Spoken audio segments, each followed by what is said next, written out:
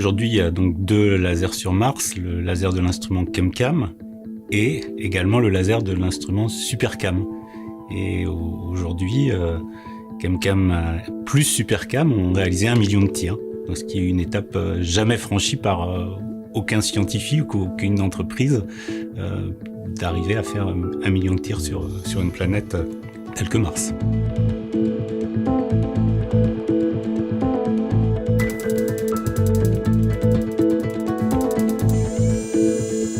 Curiosity s'est posé en août 2012. Ça paraît loin, c'est étonnant, parce qu'on l'opère tous les jours depuis maintenant 9 ans et demi. Alors j'espère qu'on va tenir jusqu'à 10 ans. Il commence à vieillir, hein. Il y a des choses qui rouillent un peu, ça commence à coincer. Nous aussi, on a des petits problèmes de temps en temps. Bon, il vieillit. Faut reconnaître que tous les jours, la nuit, il prend pratiquement 90 degrés d'amplitude de température. Enfin, il fait très froid la nuit, puis ça se réchauffe un peu dans la journée. Donc c'est dur pour le matériel, il y a de la poussière. Donc Curiosity vieillit, ChemCam vieillit, mais le laser fonctionne toujours très bien et on est à 880 000 tirs laser.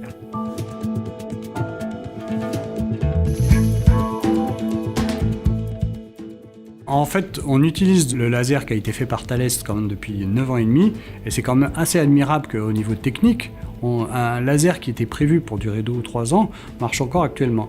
Et ça, c'est vraiment une belle réussite française qui a été faite par Thales. C'est extraordinaire parce que au niveau des Américains, c'est une grande reconnaissance. C'est-à-dire que quand ils ont choisi SuperCam, ils ont choisi pour le nouveau, ils ont redemandé à ce qu'on réutilise notre laser. Et c'est grâce au laser Thales qu'on a pu être resélectionné pour SuperCam et remis sur la route. Et ça, c'est extraordinaire. C'est un savoir-faire technique qu'on a en France qui est unique, quoi. Alors pour arriver à cette performance, il y a 3 qualités essentielles de mon point de vue. La compacité d'abord, parce qu'on ne peut pas envoyer sur le rover de la masse inutile.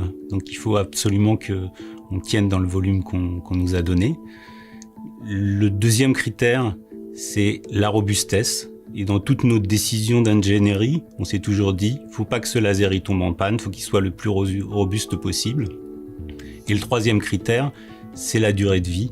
Parce que bien entendu, il fallait que le laser y tienne au moins 3 ans sans dysfonctionner, et si possible beaucoup plus. On voit qu'avec le laser de l'instrument ChemCam, on a réalisé 10 ans sur Mars. Jamais on n'aurait pu imaginer, avec Éric Durand chez Thales, quand on a ensemble pensé ça en 2001, on était...